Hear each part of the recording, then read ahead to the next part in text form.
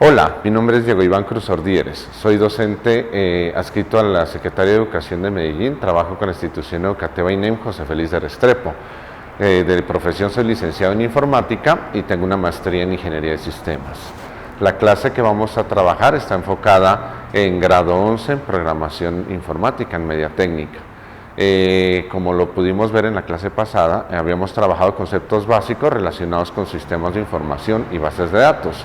Ahora vamos a trabajar un poco más con las arquitecturas que se relacionan con la construcción o implementación de un sistema de información, a trabajar los diferentes modelos para poder después hacer una implementación en la parte práctica. Primero la teoría para poder revisar elementos prácticos después. Así que comencemos. Bien, vamos a hablar de los modelos que se utilizan en los sistemas de información. En esta oportunidad vamos a aprender a diferenciar básicamente y vamos a construir modelos con los que vamos a establecer un sistema de información para pasarlo posteriormente a un sistema de gestión de base de datos. Así que vamos hacia adelante. Los modelos se utilizan para ayudarnos a entender más fácilmente la realidad. Básicamente, un modelo es una representación simbólica de un objeto, sistema, idea o cualquier cosa del mundo real. Un requerimiento básico para cualquier modelo es que debe describir al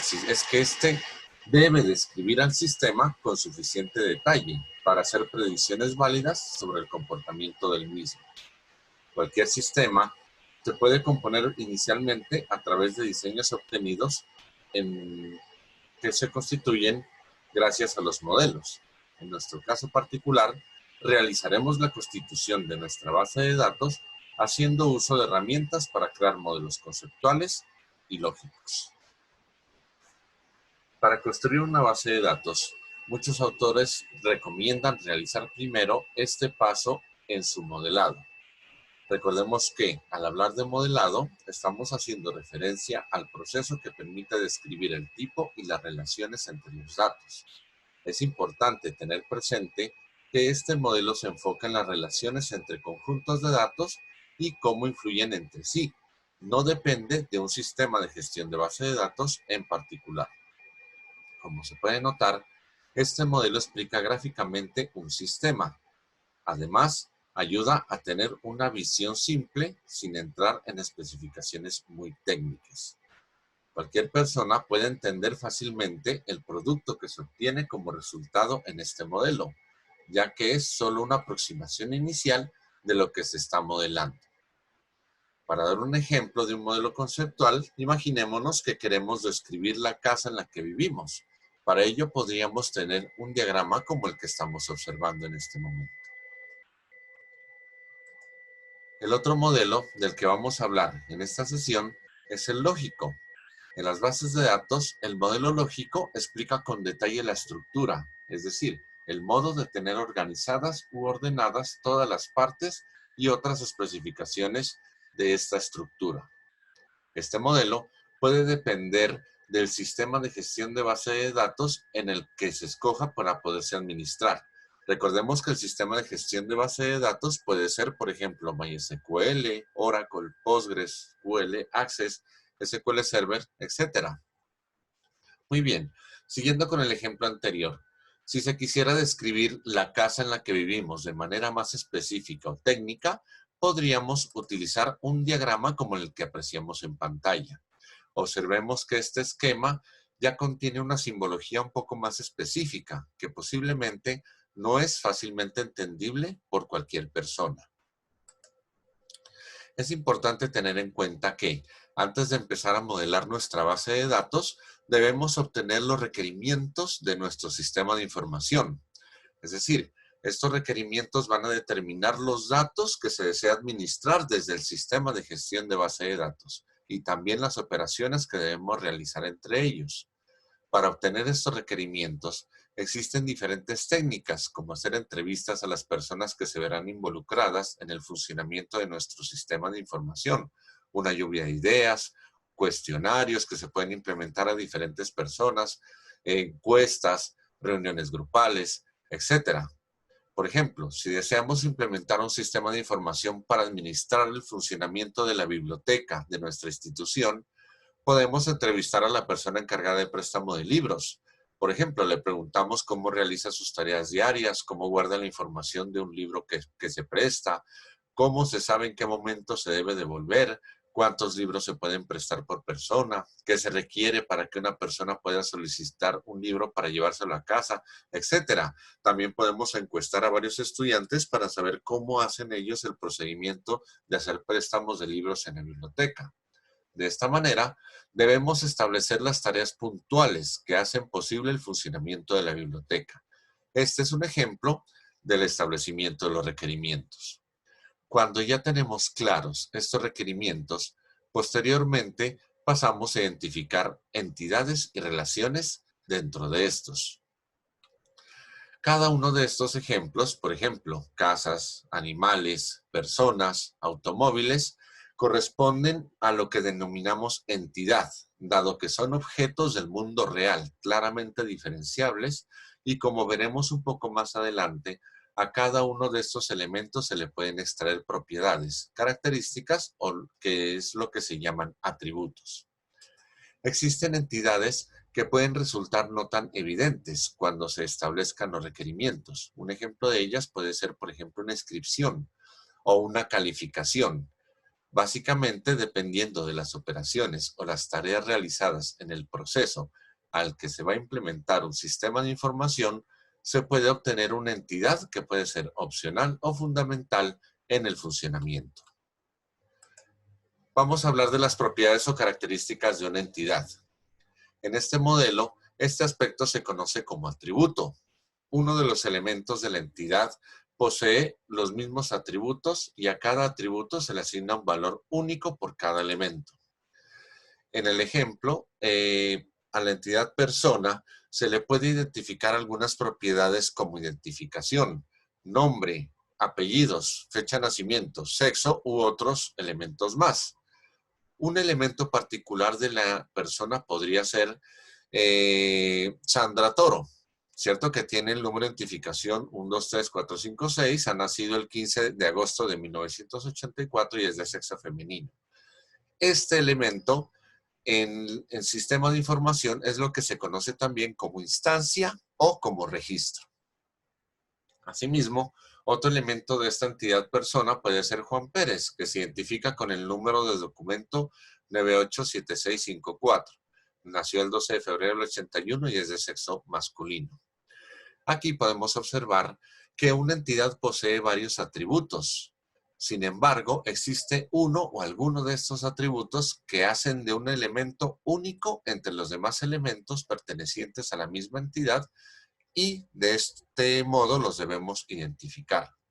Para el caso de personas, es fácil reconocer que la identificación es el atributo principal, debido a que no se encontrarán ahí dos personas diferentes que tengan el mismo número de identificación. Observemos que esta característica no sucede con el resto de los atributos.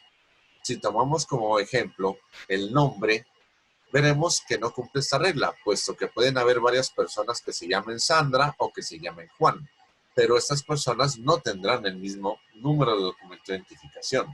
De esa misma forma pasa con los apellidos. También pueden inclusive dos personas nacer el mismo día, pueden tener la misma fecha de nacimiento e inclusive pertenecer al mismo sexo. Cuando ya nosotros tenemos identificadas entidades con sus características o atributos correspondientes, pasamos a establecer las relaciones que pueden existir entre ellas. Pero, ¿qué es una relación? Si nosotros retomamos el ejemplo de la biblioteca en una institución educativa, tomemos como ejemplo la entidad de estudiantes y la entidad libros dentro del contexto de esta.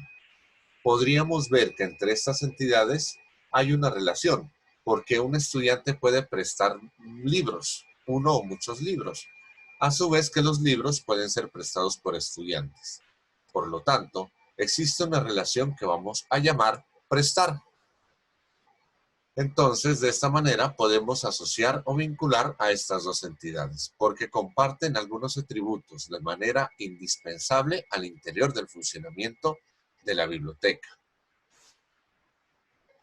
Al hablar de relaciones entre entidades, existen algunos tipos de ellas. Vamos a explicar brevemente cada uno de ellos. Existe la relación reflexiva. Esta se da cuando una entidad se relaciona consigo misma. Es decir, por ejemplo, un estudiante puede relacionarse consigo mismo, o más claro, cuando un trabajador. Si nosotros tenemos la entidad persona, por ejemplo, puede tener una relación reflexiva a través de la relación trabajar, puesto que una persona puede trabajar para otra persona. Entonces, si en una entidad trabajador tenemos además del cargo, ¿quién es su jefe inmediato? El jefe inmediato puede estar en la misma tabla, por lo tanto, o en la misma entidad, por lo tanto, se ejecutaría ahí una relación reflexiva. Tenemos también la relación binaria. Esta se presenta cuando existe una relación únicamente entre dos entidades. Por ejemplo, consideremos a las entidades persona y auto, las cuales pueden relacionarse a través de la relación poseer. Una persona posee un auto y un auto es únicamente poseído por una persona. Entonces, esta es una relación binaria. Y tenemos también la relación enaria. En este caso, se da cuando en una misma relación intervienen más de dos entidades. Por ejemplo, podemos tener la entidad periodista, la entidad artículo y la entidad periódico. Estas se pueden relacionar a través de la relación escribir. Un periodista escribe muchos artículos o uno o muchos artículos y estos artículos son escritos en periódicos. Entonces miren que pueden tener más de una relación. En nuestro caso, pues otro aspecto indispensable para tener en cuenta las relaciones es lo que se llama cardinalidad. A este aspecto también se lo suele llamar multiplicidad. Indica la cantidad de elementos o instancias de una entidad A que se relacionan con una instancia de una entidad B y viceversa. Esta puede ser de tres tipos. Primero, de uno a uno. Esta cardinalidad se da cuando un registro o elemento de una entidad A se relaciona únicamente con un solo registro de la entidad B y viceversa. Como ejemplo, vamos a tomar la entidad profesor y la entidad cubículo con una relación de asignar.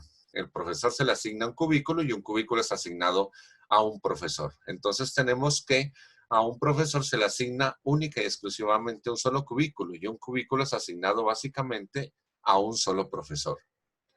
Tenemos la relación también uno a muchos. Esta se da cuando un registro de una entidad A se relaciona con cero o con varios registros de una entidad B. Y cada registro de la entidad B se relaciona únicamente con uno y solo un registro de la entidad A. Por ejemplo, si nosotros tenemos las entidades ciudad y país, podemos relacionarlas a través de la relación pertenecer. Veríamos que a un país pertenecen muchas ciudades, pero cada una de estas ciudades pertenece única y exclusivamente a un solo país. Tomando el caso particular, en Colombia tenemos muchas ciudades, entre ellas Medellín, pero Medellín única y exclusivamente se encuentra en un solo país, que es Colombia. Recordemos entonces que un registro, al igual que un elemento o una instancia de una entidad, es el conjunto de datos que se obtendrían en una fila, dentro de una tabla, en una base de datos. Porque hemos hablado del término registro. Ahora, una relación muchos a muchos. Esta cardinalidad se da cuando un registro de una entidad A se relaciona con cero o varios registros de una entidad B. Y un registro de una entidad B se relaciona con cero o varios registros de una entidad A. En el caso que tenemos en pantalla, los estudiantes y los libros tienen una relación de muchos a muchos, dado que un estudiante puede prestar varios libros en el transcurso del año o al mismo tiempo. Y a su vez, en el transcurso del año, cada libro puede ser prestado por muchos estudiantes.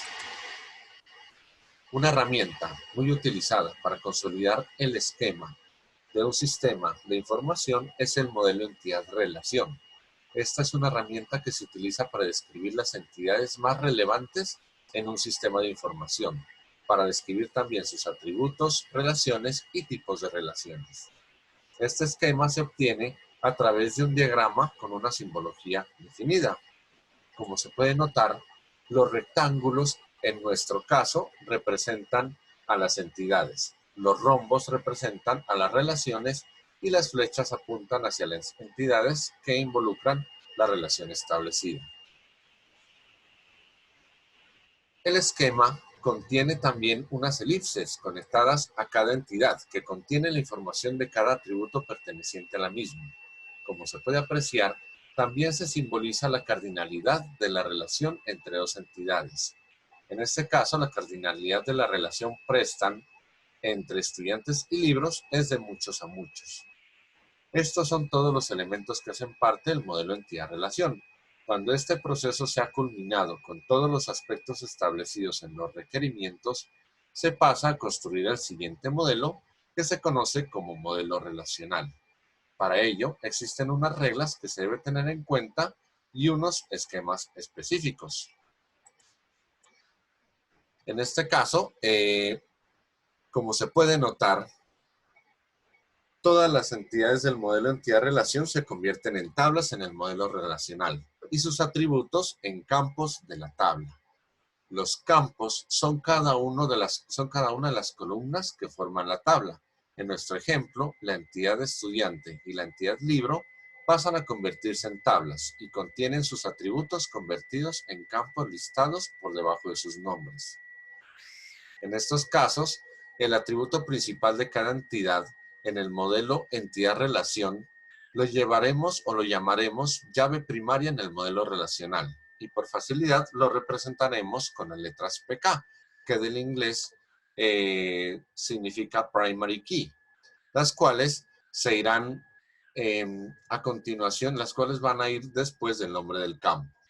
Para el caso del estudiante, podemos ver que la clave principal o el atributo principal que lo diferencia de los demás estudiantes es el número de identificación. Así como en el libro, el atributo principal del libro que lo diferencia de los demás libros es el código único, que en este caso se llama ISBN.